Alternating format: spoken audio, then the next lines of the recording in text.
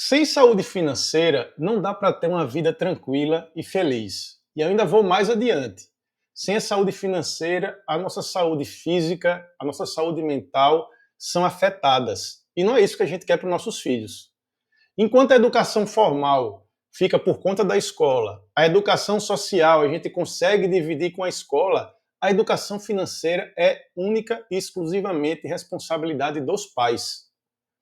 Então a gente precisa, é a única ferramenta que a gente tem para dar um colchão de tranquilidade para os nossos filhos, montarem a sua própria vida adulta, criarem as suas famílias com tranquilidade e paz, é educação financeira. E para a gente começar a dar essa educação financeira para os nossos filhos, a gente tem que ter consciência dos nossos erros. Por isso eu estou trazendo aqui os 4 maiores erros que os pais cometem na educação financeira dos filhos. Fica aqui comigo, eu sou Bruno Pex, eu vou mostrar para vocês esses 4 erros. Eu vou falar dos erros em ordem crescente de criticidade, de importância. Fique comigo até o final para a gente começar essa jornada aí rumo à educação financeira dos nossos filhos. Então vamos lá. Erro 1. Primeiro erro, quem nunca cometeu esse erro, né? Dá tudo de mão beijada. Cada vez que a cada geração a gente vai facilitando mais as coisas para os nossos filhos, né? Só você pensar na sua época como era, como é hoje. E isso daí a gente acha que está fazendo um benefício, que está trazendo um benefício. A gente pode até estar trazendo um conforto momentâneo para o nosso filho, mas a longo prazo a gente vai prejudicar a vida dele. Então, um cara que tem tudo de mão beijada, ele nunca vai aprender o valor do trabalho. Ele acha que tudo vem para ele de forma fácil, ele não precisa fazer nada, ele não precisa ter mérito nenhum para conquistar o que ele precisa. E aí a gente acaba tirando dele a oportunidade de sentir o gosto verdadeiro de uma conquista, porque como ele tem tudo de graça, tudo fácil, sem às vezes ele nem precisa querer, ele já tem, a gente tira a oportunidade dele querer alguma coisa, realmente querer com vontade e lutar por aquilo. Isso daí reflete no resto da vida dele, com certeza vai refletir. E aí esse cara vai ter dificuldade para se tornar um adulto independente e vai ter zero resiliência em qualquer situação de restrição. Então, se de repente você não puder dar o que ele está acostumado a receber, ou quiser realmente agora puxar as rédeas, ele vai sofrer bastante, porque ele não tem resiliência, não tem resistência nenhuma à restrição, à frustração, porque tudo ele teve de mão beijada a vida toda. Mas vamos lá, calma, vamos resolver isso daí. A solução, primeiro, a gente tem que mostrar para ele que o dinheiro vem do valor que você cria a partir do seu trabalho, certo? Não é só trabalhar e ganhar dinheiro. O trabalho é o meio pelo qual você ganha dinheiro, mas o que te dá o dinheiro é o valor que você gera com o seu trabalho. Então, na hora que você estuda, aprende uma habilidade, né, cria uma habilidade para fazer algo, para oferecer algo que tem valor para uma outra pessoa, nessa hora o dinheiro dessa pessoa muda de mãos. Você entrega o valor e ela te entrega o dinheiro. É assim que funciona e é assim que você tem que fazer com que seu filho entenda. Para ganhar dinheiro, você precisa gerar valor. Para gerar valor, você precisa estudar, adquirir conhecimento, adquirir habilidades. Tá? Então, uma forma legal de fazer é você explicar qual é o seu trabalho, o que é que você faz. Se der, leva ele para passar algum dia de vez em quando com você trabalhando e explica para ele que o trabalho dele é estudar, é praticar esporte, preferencialmente esportes de competição, é ajudar em casa, é fazer qualquer coisa que na rotina da sua família aí vocês definam que é trabalho dele, certo? E muito importante, ofereça menos do que você pode dar. Sempre oferecer menos do que você pode dar. Tem pais que fazem até pior, oferece mais do que pode dar, se sacrifica demais, sacrifica o próprio futuro financeiro, a própria aposentadoria, a própria saúde financeira da família para oferecer ao filho coisa que ele não pode dar. Quando o ideal é você oferecer, estar sempre um degrau abaixo. Primeiro porque, quando você dá um degrau abaixo, você ensina ele a viver a vida dele toda, sempre um degrau abaixo do que ele pode viver, para que sobre dinheiro para ele investir de forma que ele consiga manter esse padrão de vida, essa paz financeira, mesmo quando ele parar de trabalhar. E segundo, quando você dá menos do que você pode dar, você, de certa forma, força ele a se movimentar, a ir atrás do que precisa, a ir atrás das coisas para conquistar o que ele quer. Então, deixe ele se esforçar um pouco, juntar um dinheiro para comprar alguma coisa que ele quer. Mas aí eu já pego o gancho.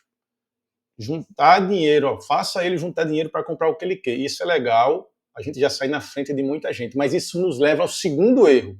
Vamos lá para o segundo erro. É muito comum a gente ensinar a poupar apenas para comprar. Eu mesmo, na minha geração, sou a geração da poupança da caixa, do cofrinho, que ao máximo de educação financeira que a gente tinha era, se você quer comprar alguma coisa, você põe a moeda no cofrinho, junta o dinheiro e compra. Isso não é de todo ruim. É bom, já está na frente das pessoas que dão tudo de mão beijada, que não exige que a criança se esforce para conseguir o que quer. Porém, quando a gente para aí, a gente joga esse ser humano, essa criança, na corrida dos ratos. A gente ensina ele que a vida é o seguinte: é trabalhar, ganhar e gastar. Trabalhar, ganhar e gastar. Então, trabalhar, ganhar, poupar e gastar. Ele fica nesse ciclo.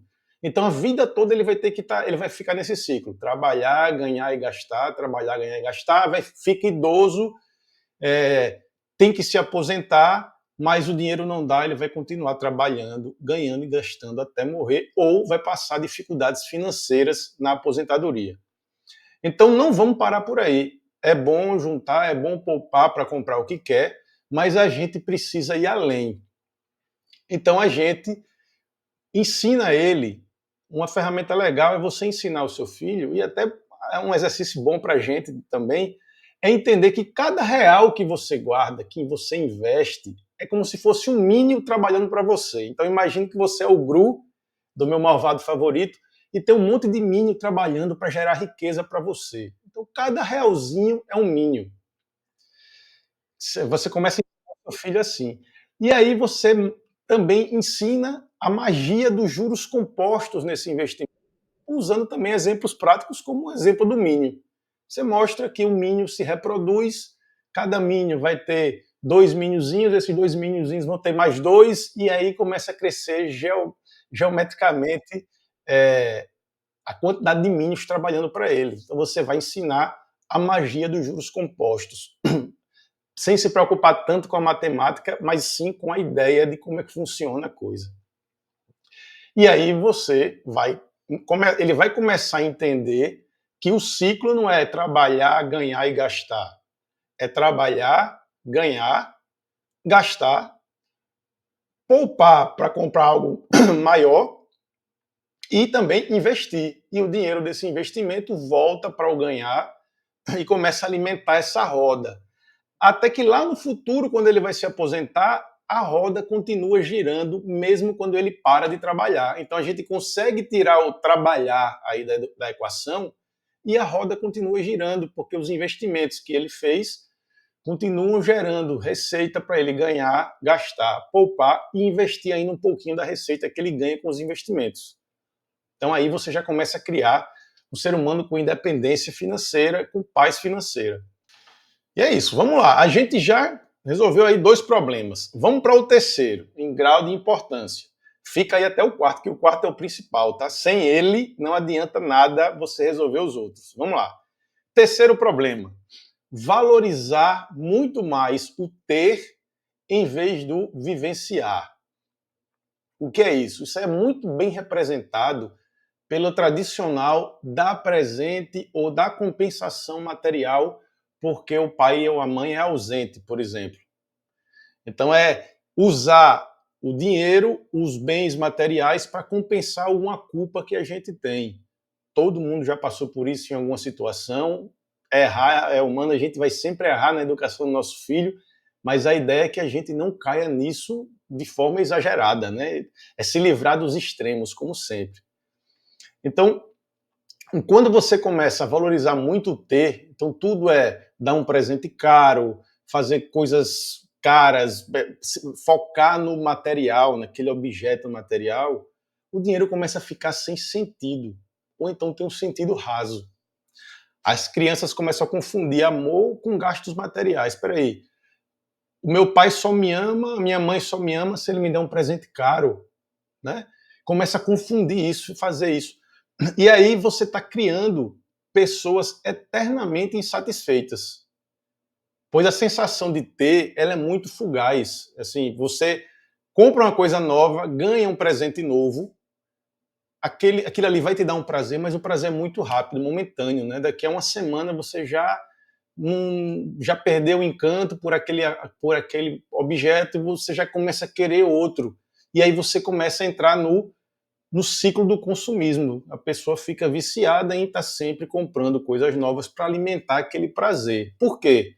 Porque a pessoa está focada no ter, em vez de focar no vivenciar. E aí, como sempre, a gente tem solução. Vamos lá. Na prática, você dê e receba experiências de presente. Principalmente receba, para dar o exemplo, né? Então você tem Dia dos Pais está chegando aí, no seu aniversário, em vez de pedir um presente material, você pede uma experiência. Um exemplo bem prático aqui que acontece aqui em casa. Eu gosto de surfar e geralmente eu surfo, é uma atividade que eu faço sozinho, a família não está junto comigo, é sozinho, mas no meu aniversário todo mundo já sabe. O meu aniversário é um dia de surf, a gente vai todo mundo surfar, os meninos surfam comigo, sai, a gente fica na praia brincando. Então esse é meu presente de aniversário, que todo mundo faça junto comigo uma coisa que me dá muito prazer. E vivenciar esse momento é uma coisa que fica na memória da gente para sempre, né? A gente pode mostrar para eles que o vivenciar é eterno, porque toda vez que você pensa naquele momento, naquela experiência, você sente o prazer que você sentiu lá no momento. Enquanto quando você está focado no ter, você compra, tem o prazer, esse prazer acaba daqui a uma semana e você não consegue mais reviver. Tá? Mas quando você está focado nas experiências, você revive. Cada vez que você revive aquilo, que você pensa naquilo, numa viagem legal que você fez, não foi uma viagem para fazer compras, uma viagem para viver, para conhecer os lugares, conhecer as culturas, conhecer pessoas. Toda vez que você lembra, você revive aquela sensação que você sentiu na hora. Tá? Não estou dizendo aqui que não é para comprar nada, que não é bom ganhar um presente, um objeto novo. É bom sim. O que eu estou dizendo é exagerar e só focar nisso. Inclusive, existem presentes materiais que podem ser uma experiência, né? Quando ele tem um significado. Né? Tem um presente, um objeto que tem algum significado, algum valor sentimental, também é uma experiência, que toda vez que você olha aquele objeto, ele te remete a alguma vivência que você teve e você sente novamente a sensação. Tá? Então, dá uma atençãozinha maior no vivenciar. O ter é bom também, é legal, a gente gosta de coisas novas, mas o vivenciar é para sempre.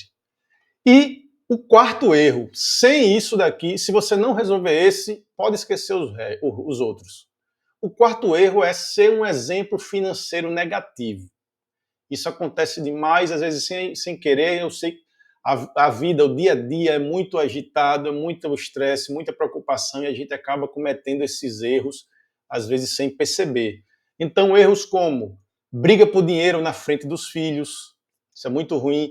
Tem vídeo aqui no canal falando sobre como evitar essas brigas, eu vou deixar o link aqui na descrição.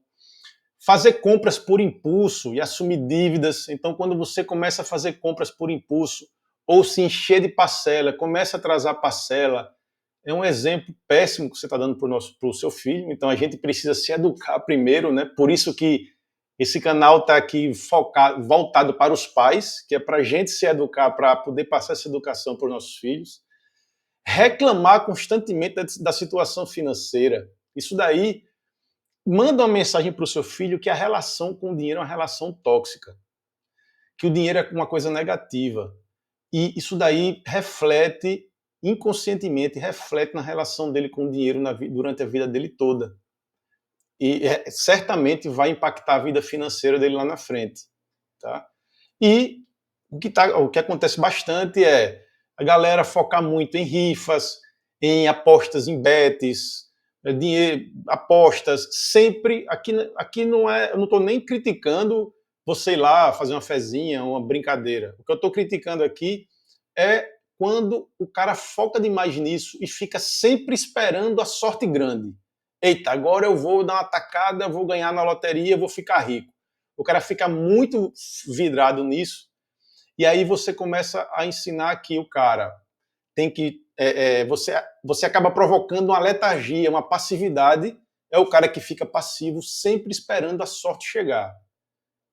Quando o certo é a gente dizer, cara, a sua sorte, as suas oportunidades, quem cria é você. Tem um vídeo aqui no canal também falando sobre a responsabilidade que a gente tem que assumir, que é ninguém está nem aí para você, ninguém se importa. Vou deixar o link aqui também, que fala muito bem sobre isso. Tá? Então é isso. Como a gente resolve a questão do exemplo financeiro? A gente tem que ter e exigir disciplina. Uma coisa muito prática que a gente pode fazer é dar a mesada, e na mesada a gente já faz uma conta para ele, para sobrar um dinheiro para ele investir para longo prazo. E aí já diz, ó, quando cair a sua mesada, a primeira coisa que você vai fazer é transferir esse dinheiro aí da sua conta que você recebeu da conta corrente e mandar para a conta investimento aí de longo prazo. Então você já começa a ensinar ele a ter essa disciplina, por exemplo. Né? Envolva as crianças nas grandes decisões financeiras da família. Se você vai comprar um carro, vai comprar uma casa, vai fazer uma viagem, traga os filhos para participar da decisão. Até que preço a gente pode gastar, até quanto a gente pode gastar para comprar um carro, quanto vai custar essa viagem, se a gente fizer isso em vez daquilo, quanto vai gastar mais. Ah, mas se eu comprar o carro de 120 mil, em vez de comprar o carro de 90 mil, eu só vou ter o carro, mas se eu comprar um de 90 mil, eu vou poder ter um carro e ainda pegar os 30 mil que sobram e fazer uma viagem. Traga ele para participar dessa decisão, porque quando você traz, você empodera ele se sente parte da gestão financeira da família e aos poucos ele começa a deixar de ser aquele filho que só reclama, que pede tudo de mão beijada, que quando você nega ele fica lá revoltado, estressado, com raiva, e começa a ser uma pessoa que vai contribuir para que a vida financeira da família funcione melhor. E, claro, que para resumir tudo que você tem que fazer para dar um bom exemplo, é seguir os princípios da filosofia Paz Financeira em Família. Eu vou deixar o vídeo aqui, tem um vídeo que explica detalhadamente cada um desses princípios. Esses princípios são a base de todo o conteúdo do canal.